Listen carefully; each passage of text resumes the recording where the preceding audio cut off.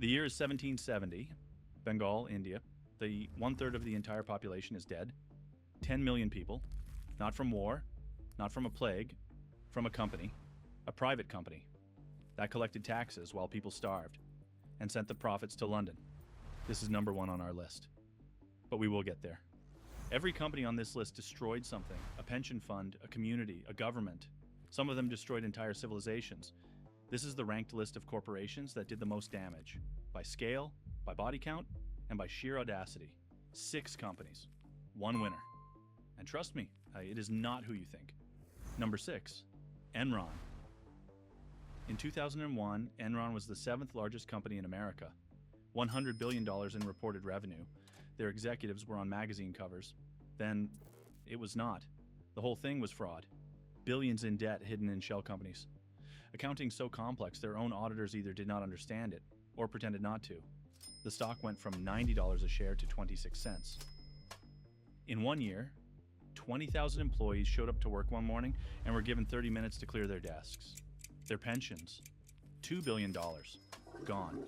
The top 144 executives had already collected $744 million. The workers got 15 cents on the dollar. But Enron did not just destroy its own people, it destroyed California.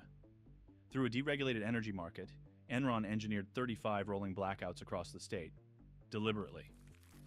There are actual recordings of traders laughing about cutting power to hospitals. Energy costs in California went from $7 billion to $27 billion in a single year. Total damage, $45 billion.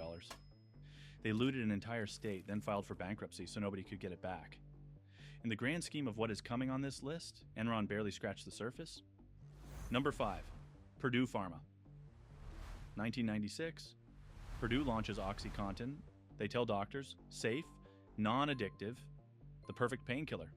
They specifically targeted regions with high manual labor, coal miners, factory workers, people who got hurt and needed something for the pain. It worked. Too well.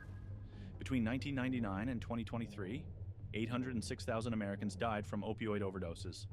That is more than every American killed in World War I, World War II, Korea, Vietnam, Iraq, and Afghanistan combined. 76% of heroin users say they started with a prescription. In rural Midwest counties, overdose deaths increased by 1,600%. Entire towns hollowed out. One mother, Donna Mazurek, stood in court facing the Sackler family and said, "You murdered my daughter." Her daughter Paige was 22, prescribed OxyContin after a root canal. She spiraled to heroin. She overdosed. The Sackler family withdrew $10 billion from the company between 2008 and 2018, while people were dying. Moved it offshore, then declared bankruptcy. Final settlement, $7.4 billion, 30 years of operation, 800,000 deaths. Nobody went to jail. Number 4, you know this company. The banana sticker on your fruit. From 1997 to 2004, Chiquita paid $1.7 million to the AIUC, a Colombian paramilitary group formally designated as a terrorist organization by the United States government. They let them use Chiquita's own facilities to transport AK-47s. Executives knew. They kept paying.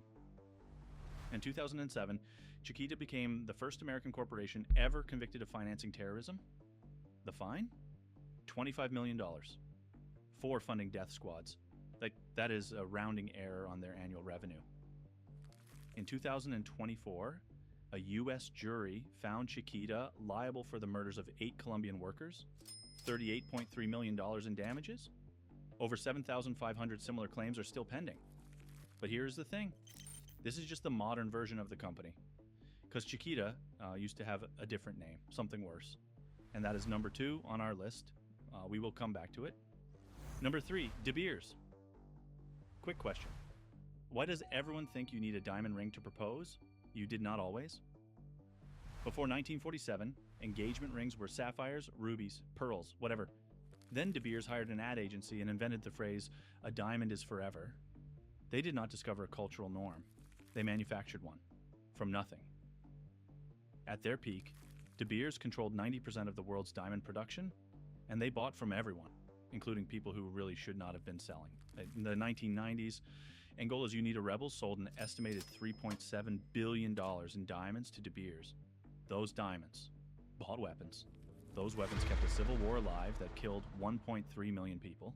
Sierra Leone, the DRC, Liberia. Diamonds paid for all of it. Total deaths across diamond-fueled African wars, 3.7 million people. The UN Security Council's own 2000 report specifically implicated De Beers. Their response? They created a certification process, a piece of paper. In 2004, De Beers pleaded guilty to price fixing. Fine, $10 million. For a company with $21 billion in assets. They convinced the world that love requires a diamond, then funded wars to get you one. Number 2, the company that Chiquita used to be, United Fruit Company. By 1950, United Fruit owned 42% of all land in Guatemala. The railroads, the ports, the telegraph lines, the telephone system, their annual profit, $65 million. The entire Guatemalan government's budget, $30 million. One company made more money than the country it operated in. They called it El Pulpo, the octopus, because its tentacles were everywhere. In 1952, Guatemala's democratically elected president tried to redistribute unused UFC land to landless peasants. UFC went to Washington. Here is where it gets dark. The Secretary of State, John Foster Dulles, had been a lawyer for United Fruit. The CIA director, Allen Dulles. Same firm. They were not going to let democracy get in the way of banana profits. The CIA trained 150 mercenaries, set up a fake radio station broadcasting propaganda, had American pilots bomb Guatemala City, and ran psychological operations until the president resigned.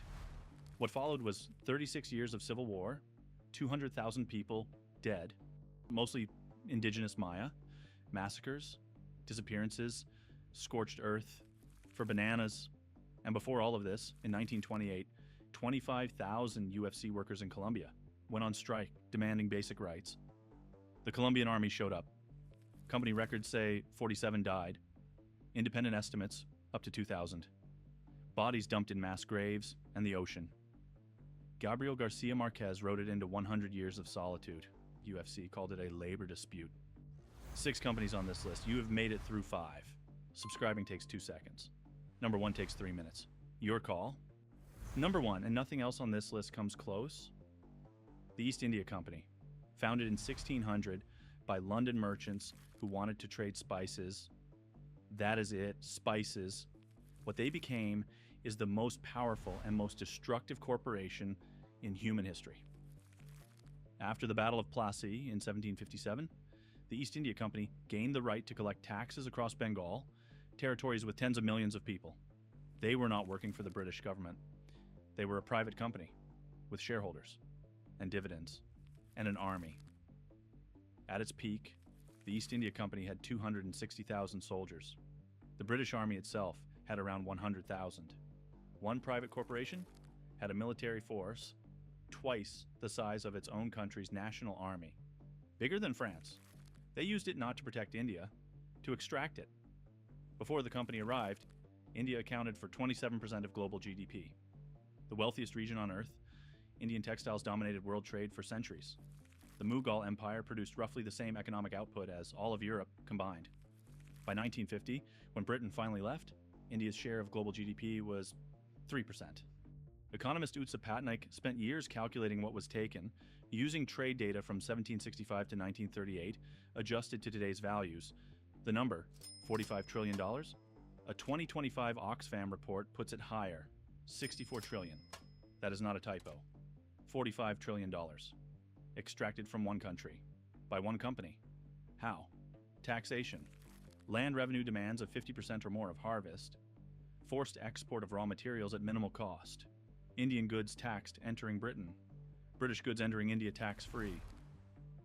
Entire industries destroyed, not by competition, by policy, by design. And when the harvest failed, the company kept collecting anyway. 1769, Bengal. Drought hits, crops fail, rice prices double, then triple. The company had already bought up grain reserves for their army. Merchants were hoarding. The company, fully aware, did not lower taxes, did not distribute food, did not stop grain exports. They raised taxes. In the famine year of 1770, the East India Company collected more revenue than the year before the famine. more money extracted from people who were dying. By the end of 1770, 10 million people were dead, 1/3 of the entire population of Bengal, villages emptied, fields abandoned for years. One company official wrote from Murshidabad, 500 died daily in this town alone. The company's council minutes recorded regret, not at the loss of lives, but at the loss of cultivators, because fewer farmers meant lower tax revenue. This was not a tragedy. This was a business decision, Parliament eventually noticed. The impeachment of Warren Hastings, the company's governor, ran for 7 years, the longest trial in British parliamentary history. Edmund Burke stood in the House of Commons and called him the Captain General of Iniquity. He presented testimony on extortion, manufactured famines, and systematic atrocities across the subcontinent. Hastings was acquitted. The company continued for another 58 years. When the 1857 rebellion finally broke the company's hold, the British government did not punish the East India Company. They absorbed it, took over its territories, continued the extraction, just with a different name. The East India Company, founded to sell spices, ended up destroying the wealthiest civilization on Earth. With a private army, manufactured famines, and a balance sheet that made it all look perfectly legal. Not a government, not a military empire, a company, with shareholders and quarterly reports. 6 companies, 1 winner. And here is what every single one of them had in common. They all operated legally. They all had lawyers, shareholders, and annual reports. The destruction was not a side effect. It was the business model. Drop a comment. Which company do you want the full deep dive on? Whichever gets the most votes, that is the next video. If this made you slightly uncomfortable, good. That is what we do here. Welcome to Vaultside.